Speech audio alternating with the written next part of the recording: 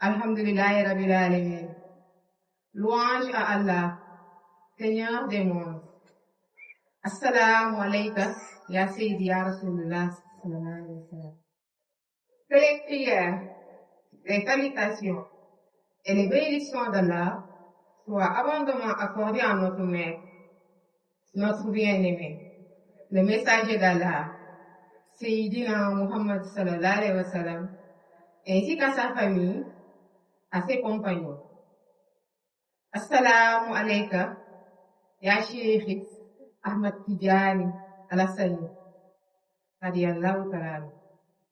Qu'Allah enveloppe notre Maître de sa miséricorde, de son agrément et de ses bénédictions. Assalamu alayka ya Cheikh Ibrahim Niass. Assalamu alayka ya Habib Baye Cheikh Ahmed Tidjani Al-Amin. Assalamu alaykum wa rahmatullahi wa barakatuh. Chers Muhaddam, chers frères et sœurs Tidjani, c'est avec une profonde gratitude envers Allah que je prends la parole aujourd'hui, afin de partager avec vous une réflexion autour d'un thème d'une immense profondeur spirituelle, la miséricorde universelle de Sayyidina Cheikh Ahmed Tidjani, radiyallahu ta'ala anhu, à travers les enseignements de Cheikh Ibrahim Niass, radiyallahu ta'ala anhu.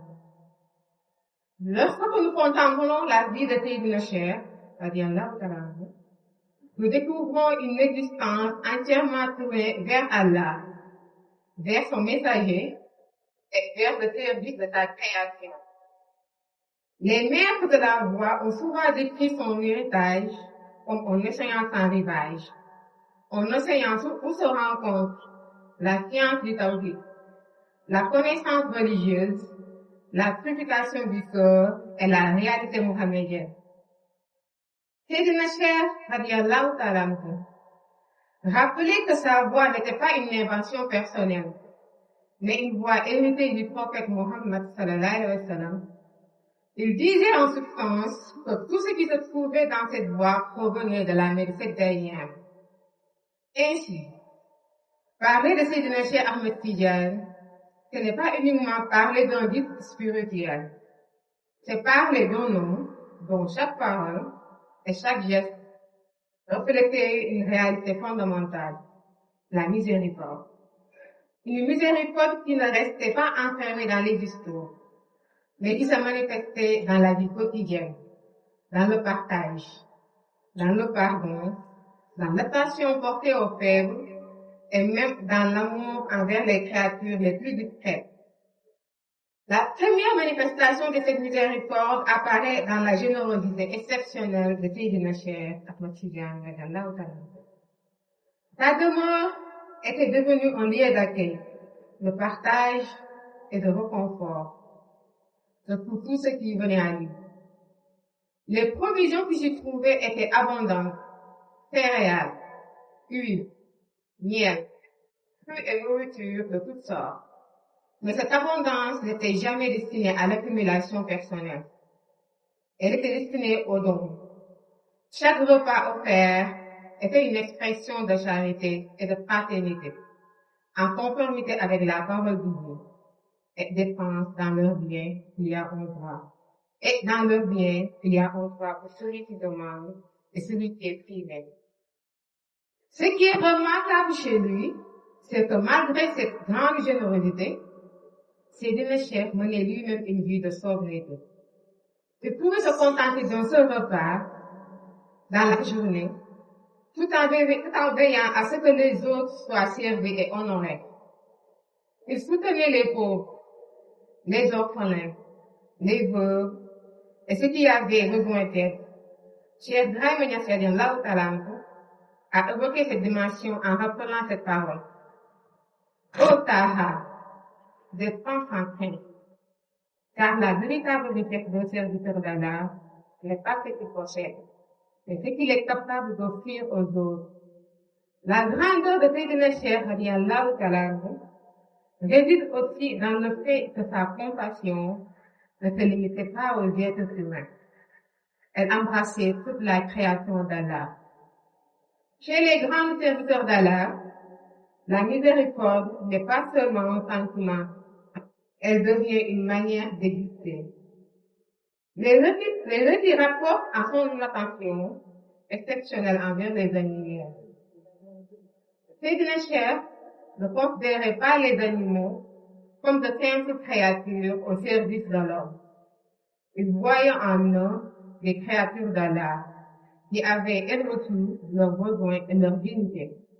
Sa compassion était telle que, selon les récits transmis, il veillait à ce que chaque animal vivait auprès de lui puisse avoir ce dont il avait besoin, allant jusqu'à lui trouver une femelle afin qu'il ne demeure pas dans la solitude.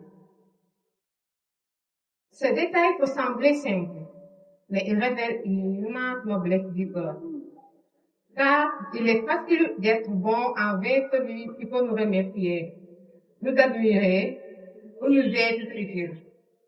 Mais prendre soin d'une créature qui ne peut pas exprimer sa gratitude est une forme de miséricorde particulièrement pure. Cette attention envers les animaux nous rappelle que la bonté envers la création est un signe de proximité avec les créatures. Cette même miséricorde s'est manifestée également envers les personnes privées de liberté à son époque. Sayyidina Cheikh radiyallahu ta'ala anhu ne voyait pas dans l'esclave une simple condition sociale, mais une âme créée par Allah, possédant une dignité et une valeur. Lorsqu'il rachetait des esclaves, ce n'est pas pour les asservir, mais pour les libérer. Il leur rendait leur liberté et leur apportait également les moyens nécessaires pour reconstruire leur vie avec dignité.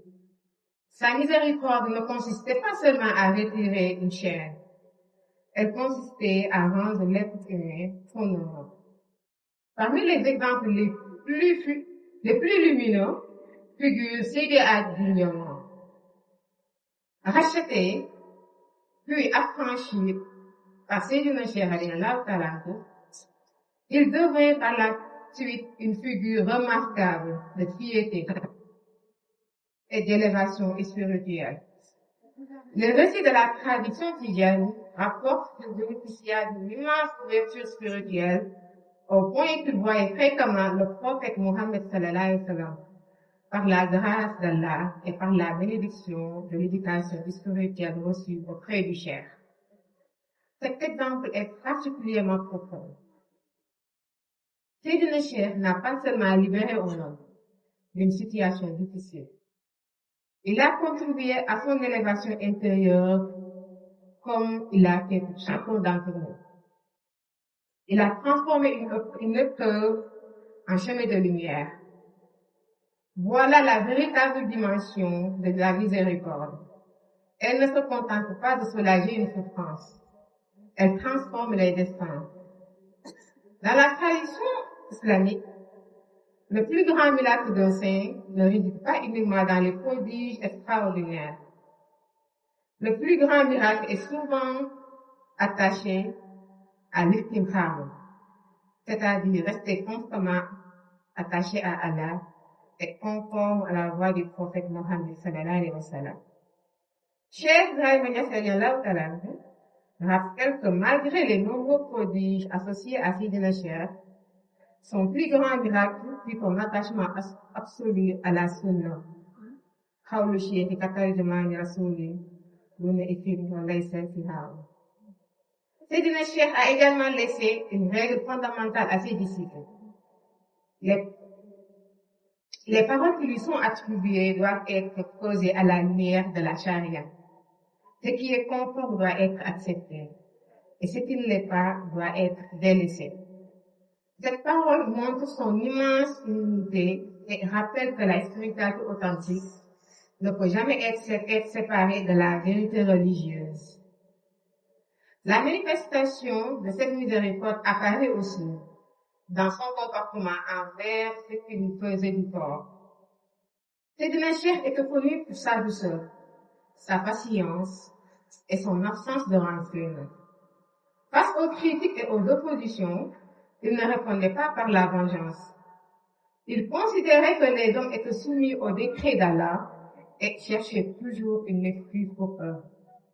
Il disait, quand je regarde les gens, je considère qu'ils sont assujettis au déroulement des décrets d'Allah, je les défie donc. Cette attitude révèle une immense purification du cœur, car pardonner à celui qui nous fait du bien est facile. Mais pardonner à celui qui nous victime demande une grande élévation spirituelle. Sa miséricorde atteignit un sommet lorsqu'il demanda au prophète Mohammed sallallahu alayhi wa sallam protection pour ceux qui lui avaient causé du tort, ne souhaitant pas que sa propre douleur devienne une cause de malheur pour autrui. À travers la vie de Sayyidina Cheikh Ahmed Tidiane, telle que nous l'a transmise, notamment Cheikh Ibrahima Niass, nous découvrons une vision profonde de la spiritualité. Une spiritualité qui n'est pas un éloignement du monde, mais un service envers la création. Une spiritualité qui se reconnaît dans la générosité, dans l'humilité, le pardon et l'amour. La véritable sainteté ne se mesure pas seulement aux connaissances que l'on possède et à la miséricorde qu'on répand autour de soi. Sayyidina Cheikh Ahmed Tidiane nous rappelle ainsi le sens profond de cette parole divine. Et nous t'avons envoyé sa miséricorde pour le monde. Puisse Allah nous accorder une part de cette miséricorde, purifier nos cœurs et nous inspirer à être à notre tour des sources de paix et de bienveillance envers sa création. Bye. Point de mots pour exprimer notre reconnaissance et notre gratitude. On ne peut qu'emprunter les paroles de Mme Abounia. Anna Kourafi, Della Bachir. Radio Community.